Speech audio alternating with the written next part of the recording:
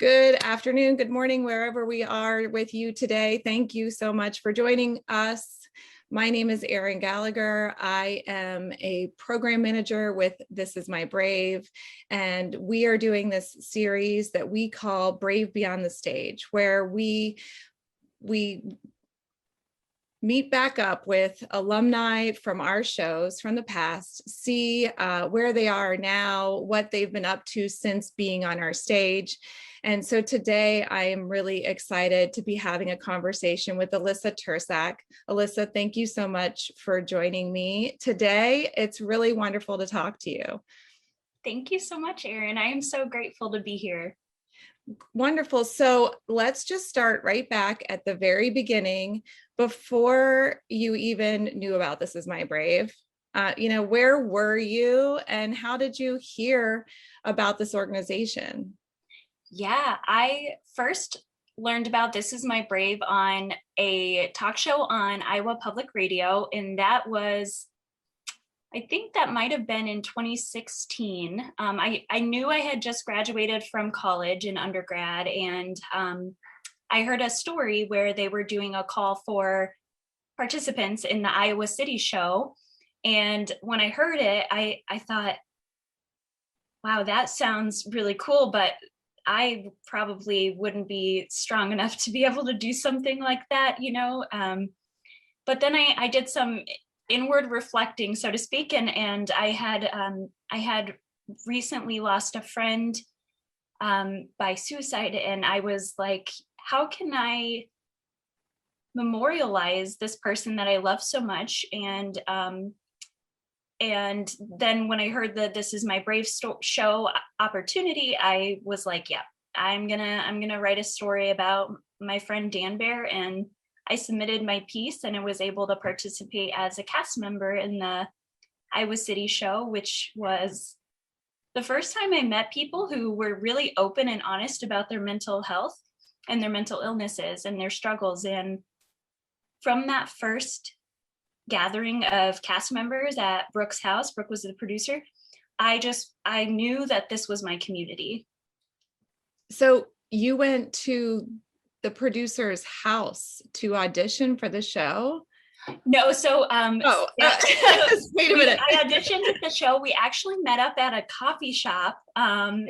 Because if I remember correctly, I believe that most of the auditions had been completed, and so she was able to work me in as like a special, special. Okay. Yeah, so we met at a coffee shop, but then the first cast gathering after we were all cast was at her house for like a little welcome and meet and greet type of thing, and it was very, very sweet, very Iowa. There's stereotypes about Iowans being very nice, and I like to think we are. That is where I grew up, but it was very welcoming and very warm. And even though I was really nervous to show up, as soon as I got there, I realized that my nerves were either one, also things that other people were feeling, or two, that I was in a safe place. That's amazing. So, but before that, so your friend Dan had died, and so that was, what was the time span between losing Dan and you say Dan Bear, is that your nickname for him? Yeah, that was the nickname that a lot of our friends called him. To be honest, I don't remember where that nickname came from now. But yes, that was our affectionate nickname for Dan Bear. And was he a friend from college? He was, yeah. So we all went to school at the University of Northern Iowa, and I met Dan because my boyfriend lived with him. So he was my boyfriend's roommate. And we just got along very well. He was just a very warm person, and I've described him as kind of like a friendly lumberjack type. He just always wore plaid shirts and just was a very, like, the most infectious laugh, and by all outward appearances seemed like a very happy, easygoing person. And so we graduated. My boyfriend and I graduated in May 2015, and then in November is when we lost Dan. And so then I believe it was the following spring after that November that that was when I heard about the show. And so at that point, my grief had changed. You know, there are different stages of grief that a person goes through. And I felt like I was coming through to a point where I could kind of accept it a little bit more and try to figure out how I was going to carry this grief. And, you know, I've said this before, but I know there are people who loved him so much more than I did. And so I wanted to be respectful too of their journeys, and not, you know, necessarily overshare on such a personal matter that Dan's family and otherwise were going through. But ultimately they were really supportive. And I had a really wild experience just this morning as I was getting ready for this. I was preparing to talk with you, and Dan's mom sent me a message on Facebook, and it said, "Did you see the This Is My Brave show on the Today Show this morning?" And the timing was just so it gave me goosebumps.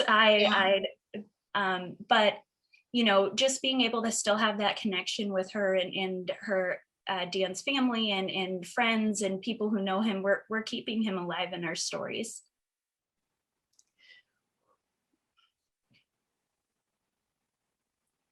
That's great. You're gonna make me cry.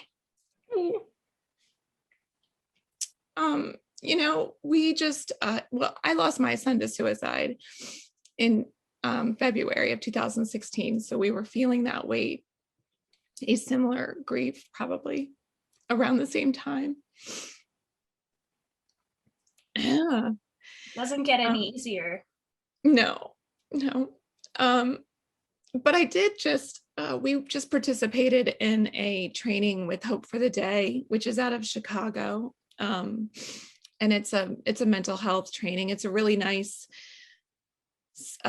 they have several trainings that they offer, but this one in particular was about stigma reduction. And they said, which I think is an interesting statistic that I hadn't heard before, that for every death by suicide, there are 100 people affected, at least, you know? And so it's not, you know, it's a devastation for more than just the family. So, and honestly, you know, for someone who is a part of a family, you know, when people reach out to me and tell me that Jay's loss is still something they carry with them. Not that I want people to be burdened, but I appreciate that he's remembered and honored. So I'm sure for his mom, that's probably something that was wonderful for her to see. And it doesn't take away from, I mean, there's nothing special about this. You know, nobody wants to carry this like a badge of honor, you know. It's really, so the more it can be shared, I guess, is it's better for everyone. I think, you know, we have to do our best to carry this burden now, and it's the more people we have with us to do that. Yeah, definitely. So, but wow, so full circle that here we are today talking about this, and this piece just ran on the Today Show, and that Dan's mom saw it. That's amazing. I know.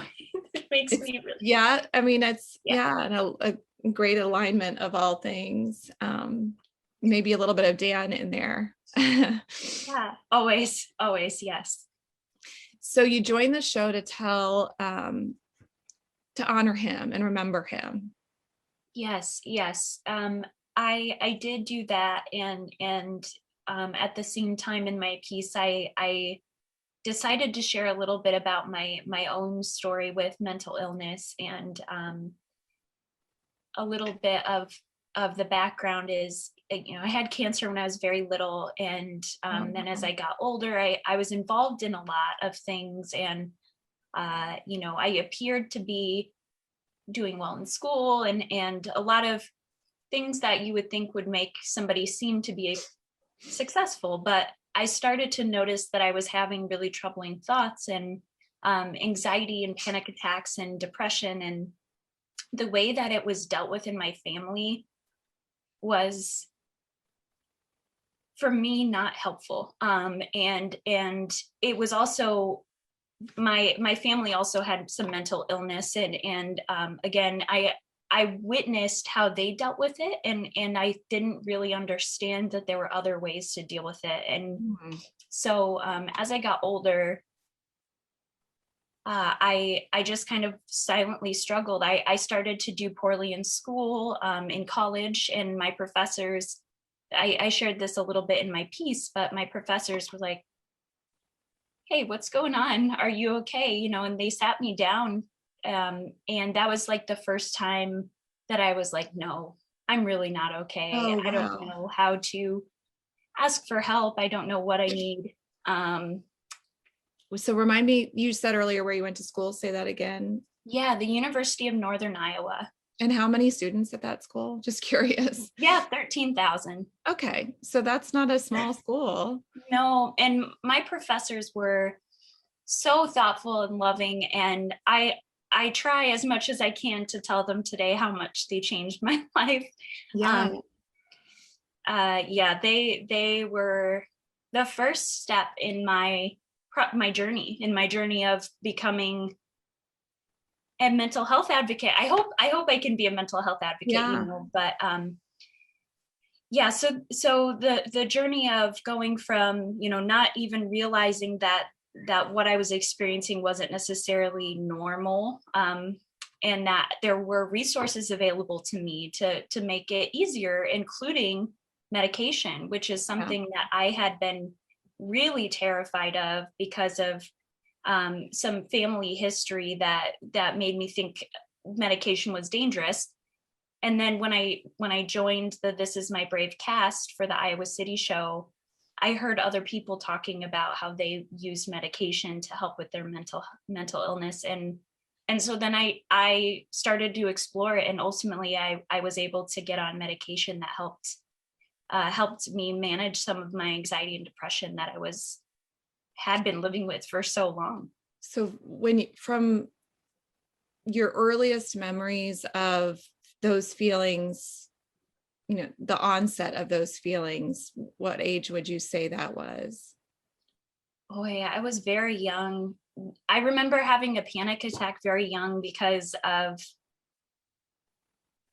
I would describe it as a panic attack. I would work myself up in these situations, and I sometime between the ages of 5 or 8, I just remember being terrified that somebody was going to break in my room as a kid. But it became so real that I felt panic. Like I felt it, the adrenaline, the things that go along with all of it. And I remember in that moment thinking that I was going to feel that way forever. And I don't have a lot of childhood memories, which is something that's really strange for me, but I do remember that. I do remember that being very impactful. And is that something that in that moment you managed by yourself, or did others take notice of that and respond to you? Like part of your family members, or did you kind of quietly handle all of that? Yeah, I quietly handled it. My family, it's kind of hard for me to talk about my family because it was a challenging relationship as I got a bit older. But so what I will say is that I don't know if they would have known how to help me. Sure. And there were many times where their intentions, I think, were good. And so the one example I'll give is that, you know, I remember being in the hospital and being not feeling well for whatever reason. And my mom saying, well, it's not the nurse's fault that you don't feel good. So we were nice to the nurses, which is a well-intentioned statement. But then what that teaches me is that my feelings don't matter in comparison to other people. Sure. So that was a message I internalized most of my life. Right. To be able to say this other person's feelings matter above my own. More than you. Yes. Wow. So,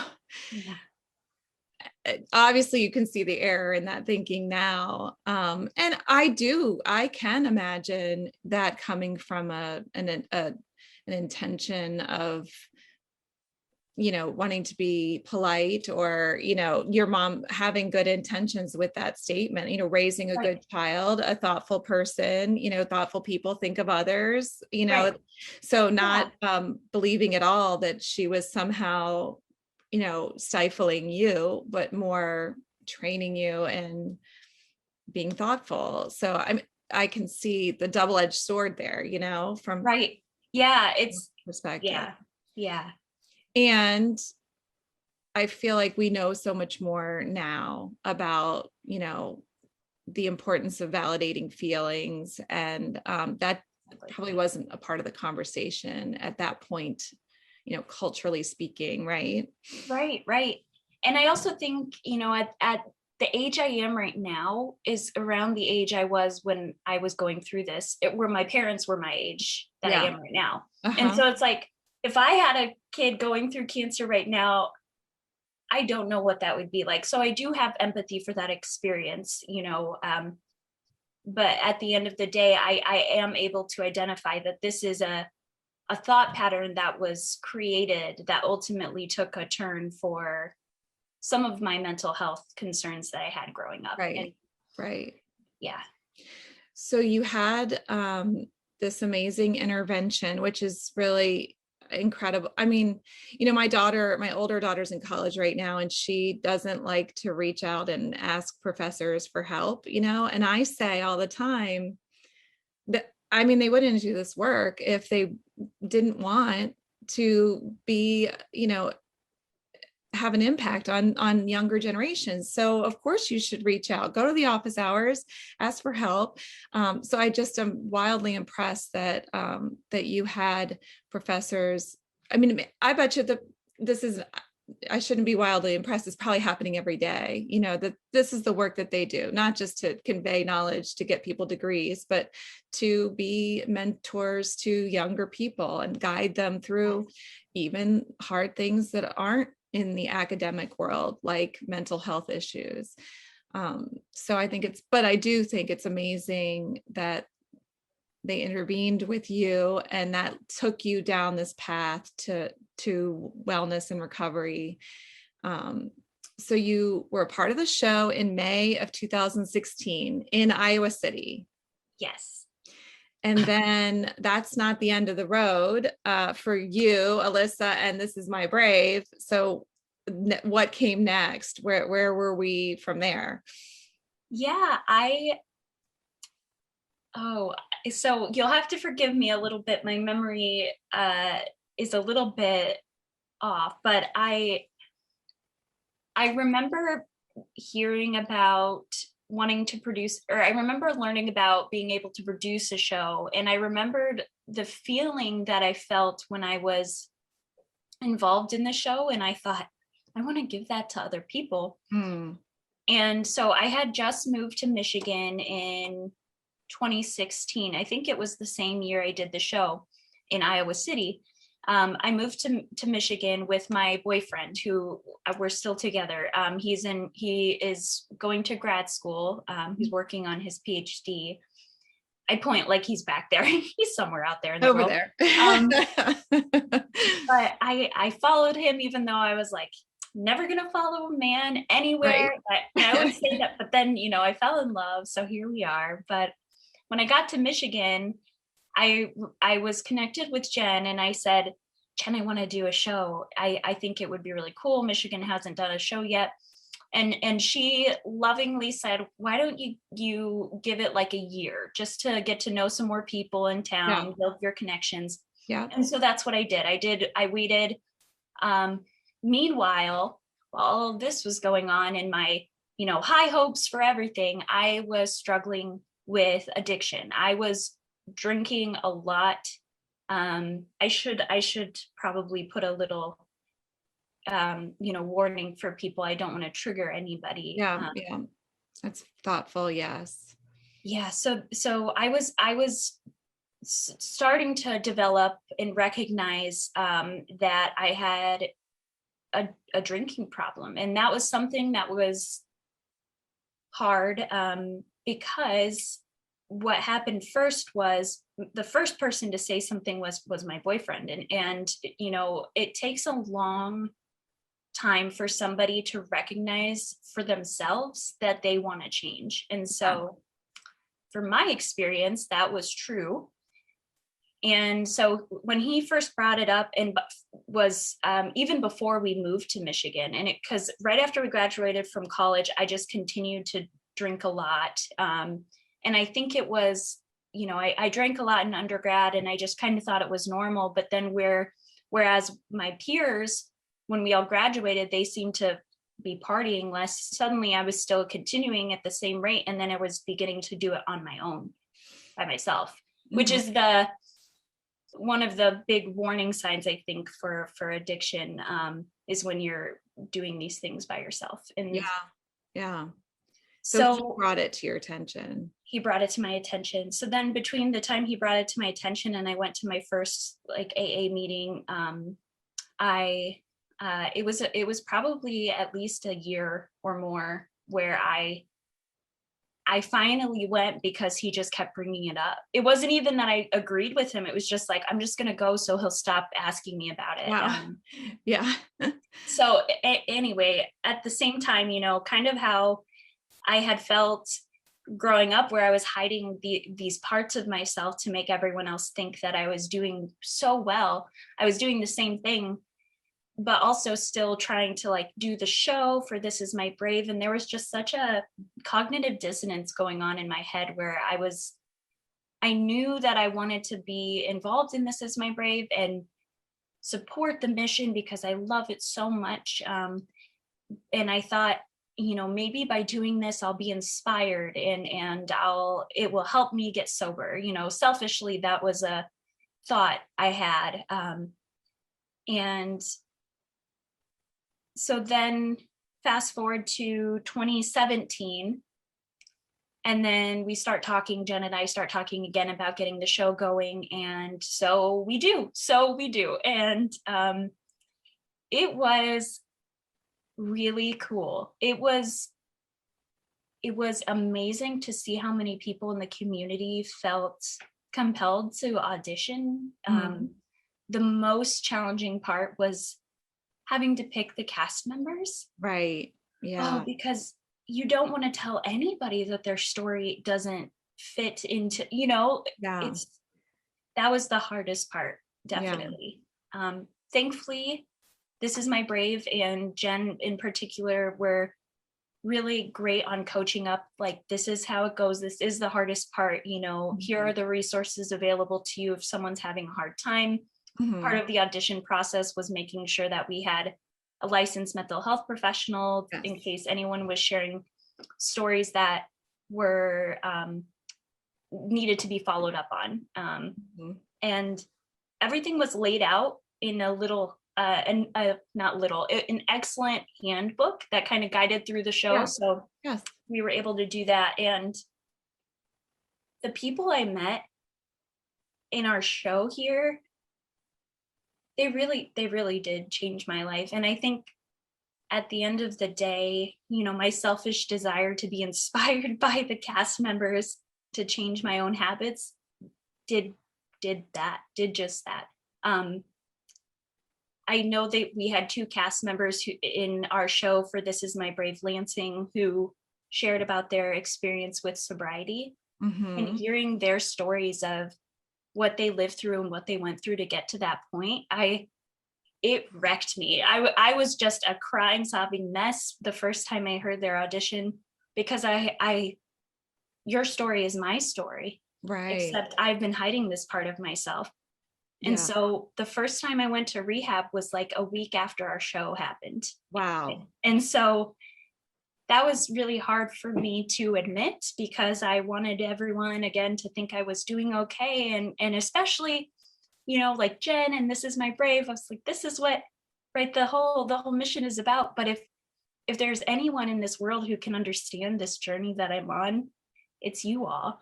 And so I mean, I think there's still a part of it, of course, that that's why we need to hear the stories so we can understand more and empathize more. I mean, they're so personal, and even every story of recovery and addiction is different. And so we just, to completely understand, we need to keep listening so we can, we can't ever say, oh yeah, I get it. No, I don't think so. Keep listening. There's more to learn in all of this. That is something I really appreciate and respect, because I do believe we're lifelong learners, and to have that level of compassion, which is so clearly evident in you and Katie and Jen and everyone on the This Is My Brave team. You can feel the compassion and the empathy, and I feel like that's why I'm so attracted to this organization, is because I feel seen. And just to feel seen in such a big world, it's so loving. I am so grateful. Wow. So that, I'm just trying to put the stakes in the timeline here, because there's still more of what you have to tell, and more that you've done with This Is My Brave. So that was 2018. Yes. So our show was November 11th, 2018. Okay. And then you went straight into your first official recovery program. Yes. Mm-hmm. Yes. That was, I said it was about a week. It may have been 2 weeks, but regardless, it was within a short amount of time after the show had happened that I did make my first attempt at going into an inpatient rehab. And essentially it was a detox and then a rehab. And one of the things that's really funny in a dark way is that I thought I was different. I thought that I was not like everyone else with addiction, this really wonky mind game that I thought, oh, I'll do this and I'll go in for the 8-day stay that they have, because it was a very short program, and that will be it. I'll be cured. It didn't work that way. Spoiler alert. But have you found now in your conversations that many people have that same idea? Yes. Yeah. That doesn't seem, I feel like I've heard that before. Yeah. Because you think, well, I at least didn't do this X, Y, and Z, or I at least haven't. There's a lot of comparisons happening, which I think now that I've thought about it later on, for me, it was a justification to continue drinking. At the very end of the day, what it broke down to, even when I got done with the first treatment, it was like, well, okay, that's all fine and good, but as long as I moderate. And of course there's no moderation with addiction. That's the nature of addiction. But that was how I convinced myself. The thing that was the most alarming to me about addiction and my experience with it, and I'm still living with it now, I'm just living in recovery with it. But your brain plays tricks on itself. And that is so rude, Right. the same, people who have depression, anxiety, PTSD, your brain does play tricks on itself. That's what it does. And so for me, and my experience with the addiction, I was so confused by my thoughts because I wasn't sure which ones were rational. Oh yeah, that's interesting. Did you have the guidance of a therapist, that outside somebody to bounce these ideas off of and give you some perspective? I did, yeah. And so I've been seeing my therapist now since I moved to Michigan. I'm trying to remember if I started seeing her before I went to rehab. I did, yeah. So I did start seeing her before I went to rehab the first time. I remember being given a resource from a doctor that said that they had an addiction, a drug and alcohol addiction specialist. And so we met up, and this person was like, what are you looking for in a therapist? I have a number of people, I can recommend somebody to you. And so I described what I was looking for. And she said, oh, okay, so you want like a hippie earth mother. Like, okay. Yeah, sure, that sounds great. And so I got my match with my therapist, and this sounds a little dramatic, but I do feel like it was like falling in love, finding that fit with a good therapist. It's like, yes, this is a good fit. And so I absolutely adore her. One of the things that was challenging early on in my recovery was me recognizing that there were things sometimes she would say or do that were coming from a place of love, but were causing further damage to me. And I'll give an example where I would come to her and I would say, I drank again, or whatever the case would be. And she would say, it's okay, don't be too hard on yourself. And so in my head, I was like, oh, okay, it's not a big deal then. So I could just keep doing this. And so eventually I recognized that in my head, I was thinking of her as giving me permission to continue to do this. And so I had to tell her, and that was hard because I was like, you're the therapist. Right. I don't feel like I should be allowed to tell you, but if they don't know that something is causing a certain reaction in you, how are they supposed to know that? Yeah. So that was a big lesson for me to be able to say, okay, you're allowed to, ask your therapist to change how they're saying something. Or well, what an empowering thing for you. I mean, maybe it was all part of her. Maybe it was a part of a master plan. I don't know. Maybe it was. To be able to advocate for yourself and say, in this moment, what I really need is kind of a firm course correction, not, just pure acceptance and love. I need a little bit more of a guiding hand, and if you could offer that, that'd be super helpful. Thanks. Yeah. And that's the cool part too, is that it wasn't like when I shared that she was like offended by any means. She was like, yes, okay, let's do that. And but isn't that the part of like any good relationship where you can say in that moment, it's less helpful for you to say this, and it would be more helpful for you to say that. And for any two people, I mean, she probably has other clients who would recoil if corrected, or, so that it's good to have that interaction, and it's a two-way street, it's communication. That's really cool. It is. Good for you. I mean, that's really a huge thing. I don't know that anybody, a lot of people defer to professionals and say, well, I guess she must know the right way to go. And, and maybe they wouldn't even notice. I just really am impressed that you were able to find your voice and say what you needed. Thank you. That's impressive.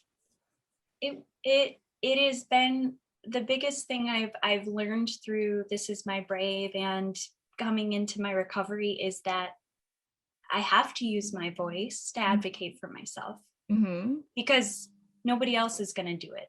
Yeah. And true. So I think having the strength and the confidence to know what I need and to ask for it unapologetically has been the greatest takeaway for me in all of this. Yes. Yes. Yeah. That's so important. I think if anybody takes anything away from this conversation, I hope it's that, just start asking for saying it's hard. You take practice, right? I'm sure it didn't come just like that to you. You kind of have to get in the pattern of saying, no, this is something I can ask for. And then practicing actually asking for it. That's a lot of little hurdles to get over, but yeah. So the other thing I remember from our conversation before is that when you are in a part of, do you currently do a 12-step program? Yeah. So the program that, and I say this because I haven't participated in a while. And so a little bit of this is my guilt, but I actually am involved with a program called Refuge Recovery. Yes. So that is a Buddhist-inspired recovery program, kind of similar to Alcoholics Anonymous, in that they do have processes that they go through where you essentially follows some steps. For Alcoholics Anonymous, there's the 12-step program for people in recovery. For Refuge Recovery, it's more Buddhist focused, and they do meditation, mindfulness. There is an inventory that you do, which is essentially an inventory is writing out people you've harmed, and in trying to make amends in whatever way makes sense so that both parties are safe. So yes, so I did actually start our Refuge Recovery group here in Lansing when this is another example of a time where I was like, if I save other people, it'll save myself. Yeah. Didn't work like that either, but so I learned about Refuge Recovery when I went into the rehab program, the first one that I went to. I saw the book in like the gift shop and I picked it up because I thought the cover looked cool. And then I started reading about it, and I thought this is more attractive to me than AA. Not that AA isn't great. It just, people have different needs. Sure, of course. And so then I saw that the closest one to me was about an hour away. And so I thought, what can I do? Can I do this here? What does it take to get something like this going? And so thankfully, the community is really excellent. I got connected with a member of the community who has a space. They offered the space to us. I later found out he had a personal connection and lost a child to overdose. And so it was very personal for him. And so his way of supporting our efforts was offering this space to us and educating us on harm reduction practices and just incredible community support. And so once we got Refuge Recovery Lansing going, there were people in the community and group who started to come in. And again, at the same time, I was still really struggling with my addiction. This is in between when I did the show. This is in between when, I'm messing up my timeline here, Erin, I'm sorry. This was after I did the show. So 2018, okay. November 2018. And then I went into rehab. And then our first Refuge Recovery meeting was in early 2019 in town. And then I was really involved with my Refuge Recovery program, but meanwhile, still really struggling. I had gotten a job and I had lost the job because I was calling in sick a lot and I just was not doing well. That was a really hard time. I don't know how I'm alive because of the actions I made, but I am, and I'm so grateful. Here you are. Getting a little emotional. It was really hard. I was not very good for a while,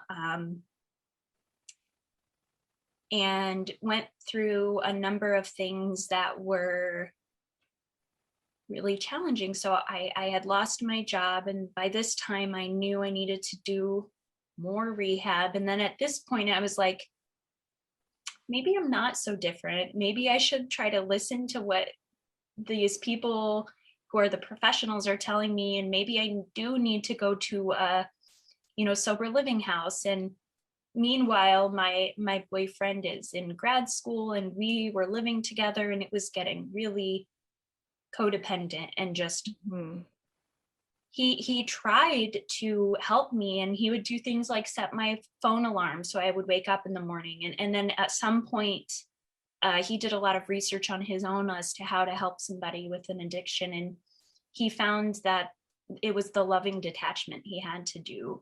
And so he stopped doing these things for me, and I was having to suddenly start facing my own consequences, which I hadn't done for many years. Yeah. And I started to feel like maybe I do want to live, maybe because for a while I didn't really care. All I cared about was just making it through the 8 to 5. So at the end of the day, I could go home and indulge in my addiction. Yeah. So I ended up getting help, and the most recent, I ended up going to to rehab 3 times. So the 2 times were short stays. The first stay was, I think, 12 days. I said 8 earlier, but it was 12. And then the second time it was at the same place, and that was only 8 days, short time. And then the third one, I was able to finally get into a 30-day inpatient facility. And that is my recommendation at minimum. If you're thinking about getting help, if it's serious, for me, it was really serious. I would recommend no less than 30 days because your brain is chemically changed when you drink as much as I was drinking, or whatever your drug of choice is. And so that experience, the most recent one was I went in January of 2020, right before the pandemic started. Wow. And at this point, I had lost my job. I had lost my apartment. My boyfriend had moved out. I was really, people talk about different things like rock bottoms, and I don't think it was my rock bottom, so to speak. And because I think sometimes the idea of a rock bottom is dangerous for people, because you think you have to hit this horrible point. You don't have to. Right. And I've seen This Is My Brave sharing those things before.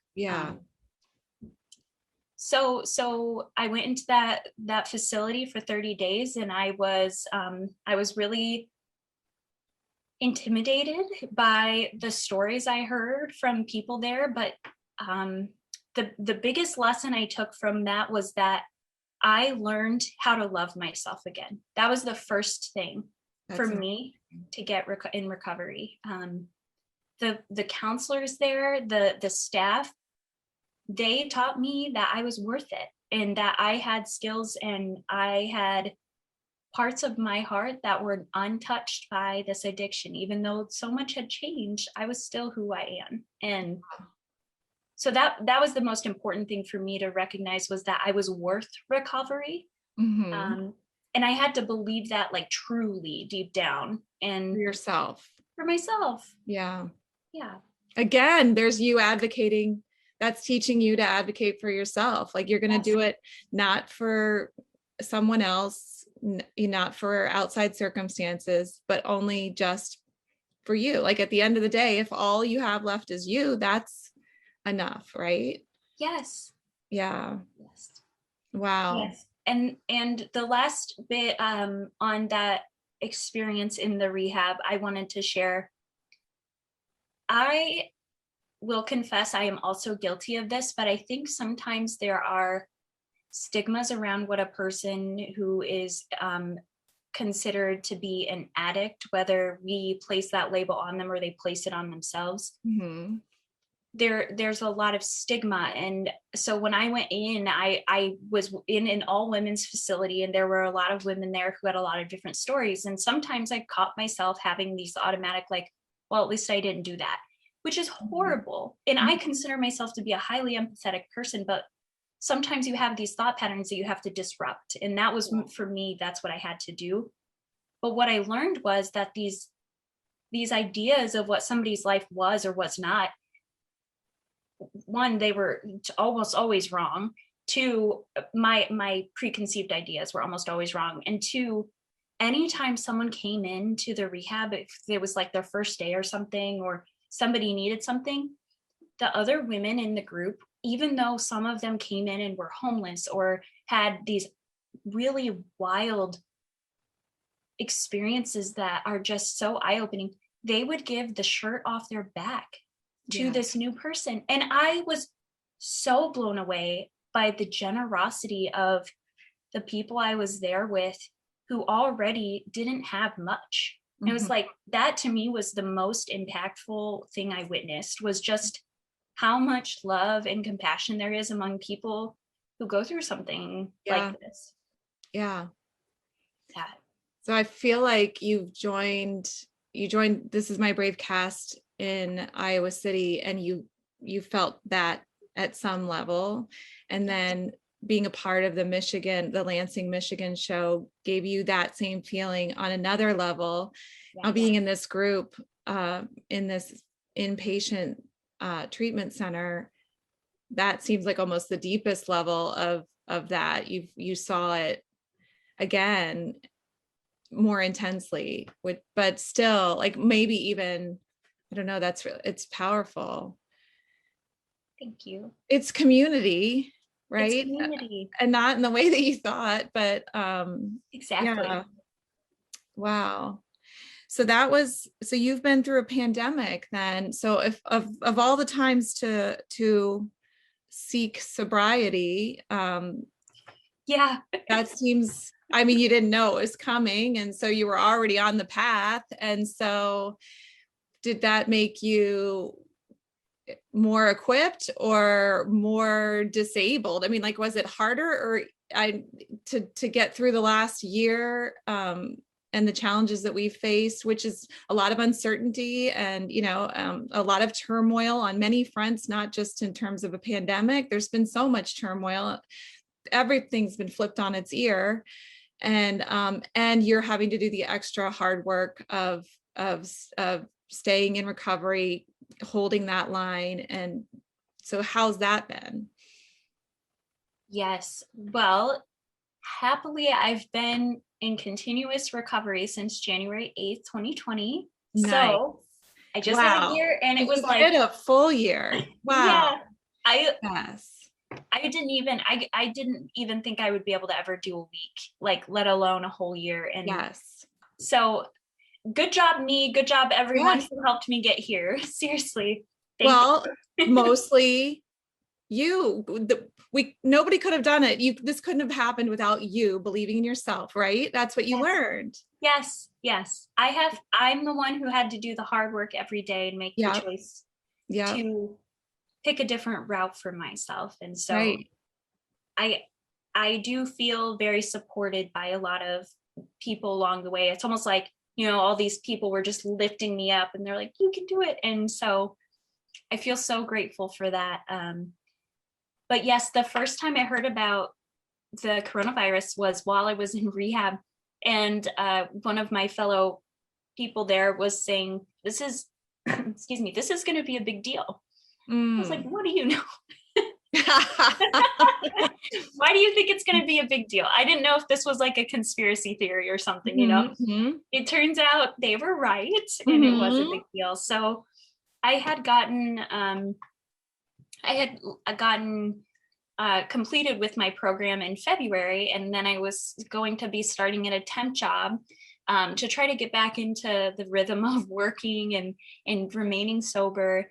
And then the temp job got canceled because of COVID. And so, but I was able to still have unemployment because of that. And so in a weird way, it was kind of like a gift. And I want to say that with caution, because I do understand how truly hard this has been for so many people, and the losses that have the unimaginable amount of loss. Yes. So I don't want to sound insensitive by saying that. Right.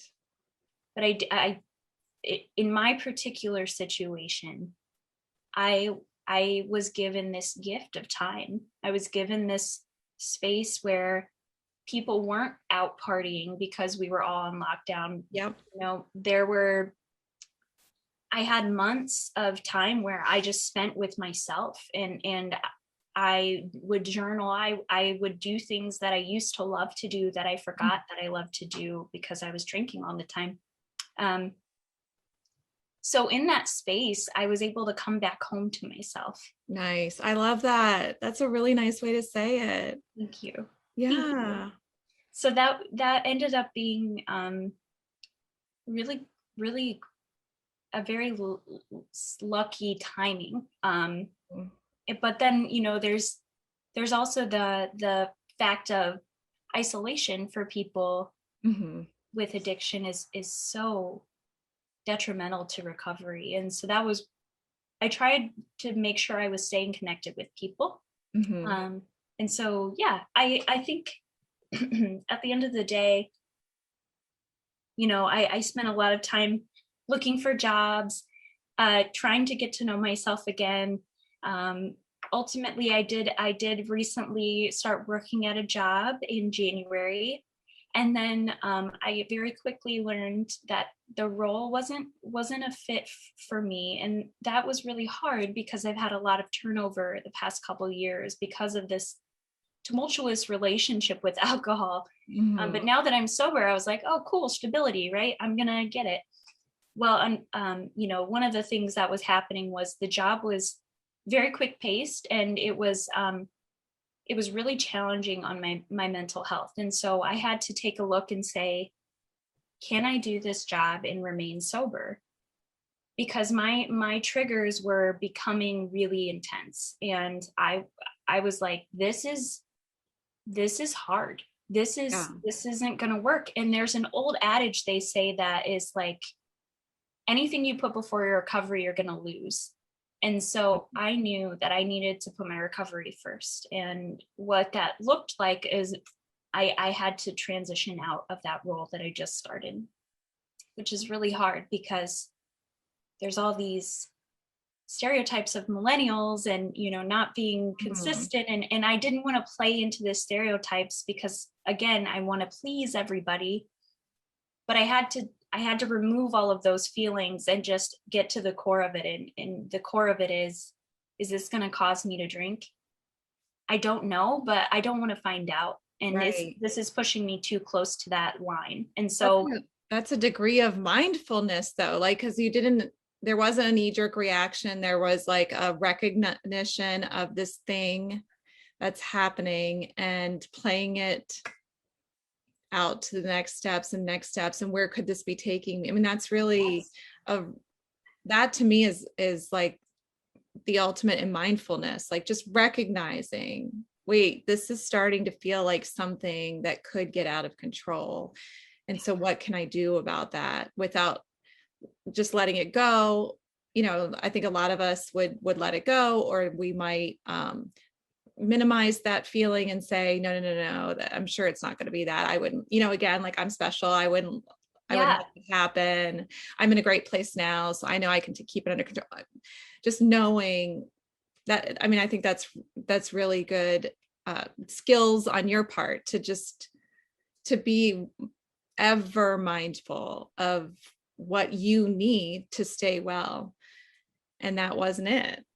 Thank you, Erin. I do appreciate that. And, the silver lining in this is that I am transitioning to a new role, and I'm really thrilled because it's a place where I'll be the fundraising coordinator at Constellation Cat Cafe. Just can't. I need to get in the car right now. I need to know what a cat cafe looks like in real. Do you have a cam that goes on? Like, that would be so cool. There's a fundraising like a kitty cam, a little kitty cam for the cat cafe. And if we can't be there, we can at least tune in and see how things are going. Yes. Yeah, they did have that at one point. And then recently they had it hooked up to one of the fosters that fosters the cats. One of the fosters set it up with a new mama and her kittens. And so you could just watch the little baby kid. I had it up on my screen one day, just in the background for a few hours. And it's like seeing their tiny little paws, and they're just, so cute. Oh, so they don't have that anymore? I can't tune in?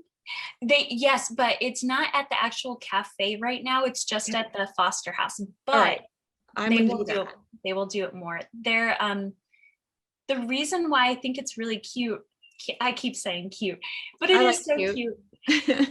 I started there as a volunteer after I got out of rehab in January. And so it's kind of been neat because, I have slowly revealed more about myself as I was volunteering there. And I've gotten to know the person who is now my boss.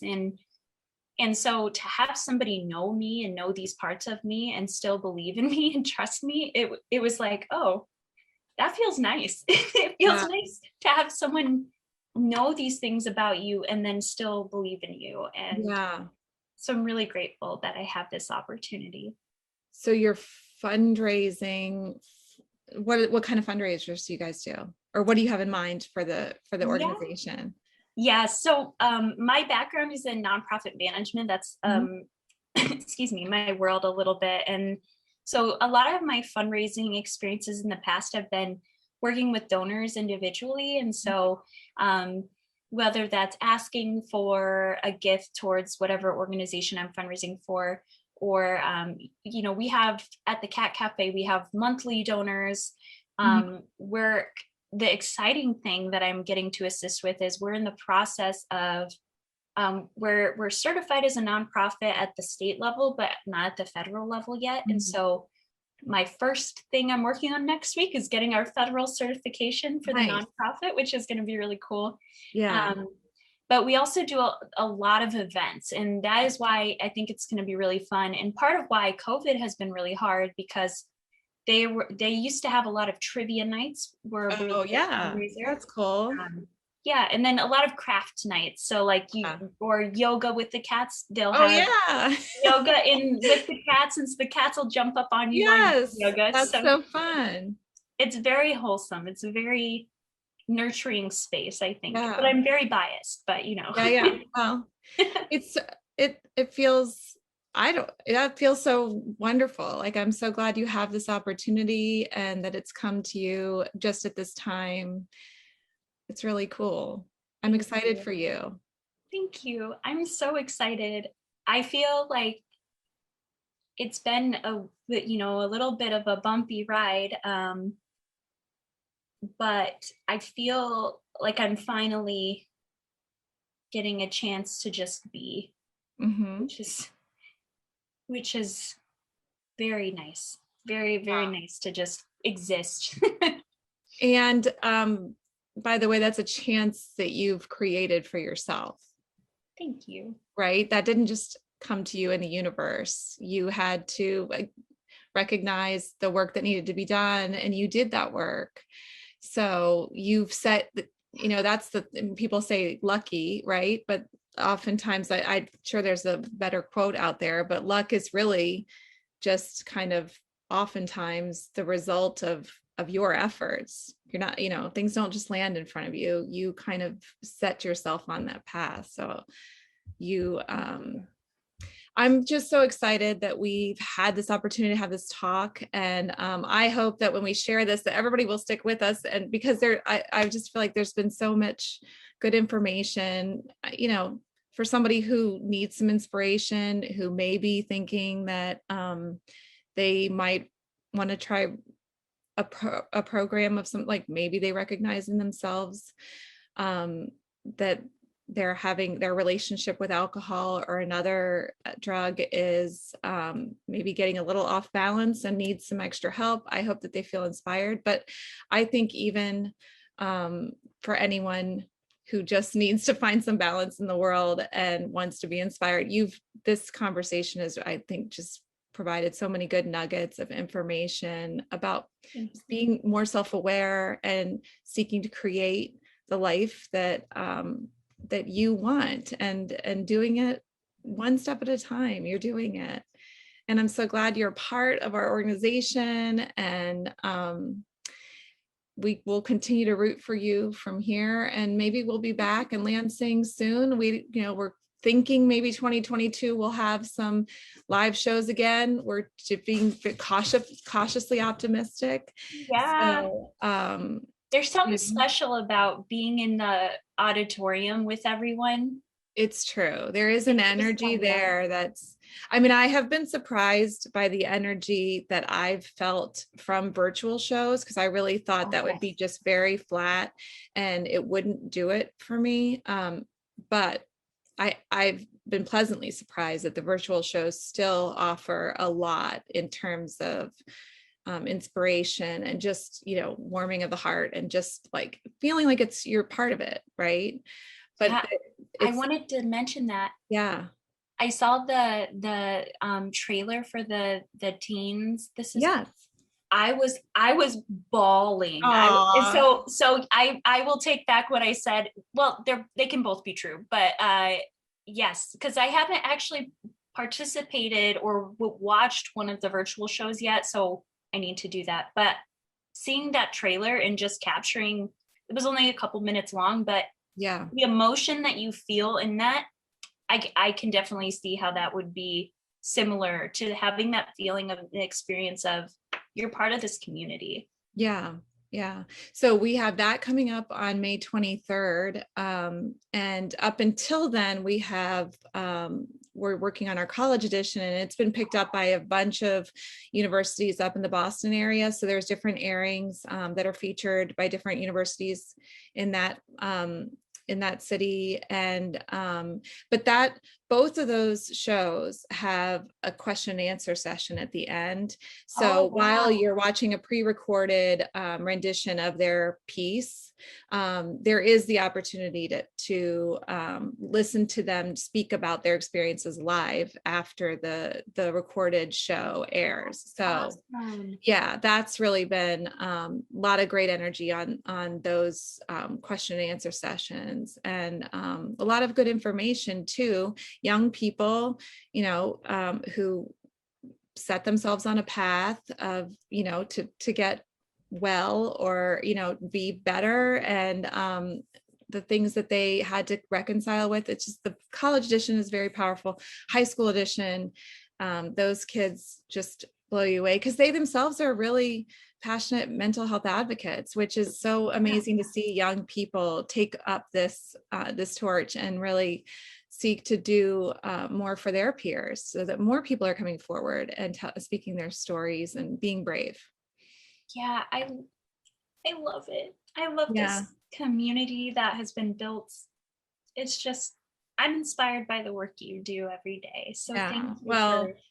It's a two-way street. We can't do it without people like you. So thank you so much for joining me today. And I feel like we could do an entire series, just Erin and Alyssa, exploring all, there are few things I just left there, because I thought, if I go back and ask her about that, this is going to be a 4-hour conversation. So I didn't explore everything I would have loved to have explored with you. So there's still more, but I think we can go into that when I come.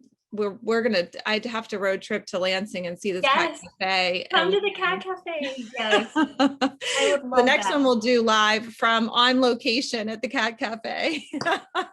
Oh my gosh. Stop. Now I'm going to be brainstorming. Yes, please do. I think we're all up for something new, a different adventure, right? We've been doing this one thing for a really long time. It's time to break free from our tiny little worlds that have we've been living in for the past year. Time to go do something more, to step out of this and do something different. Yes.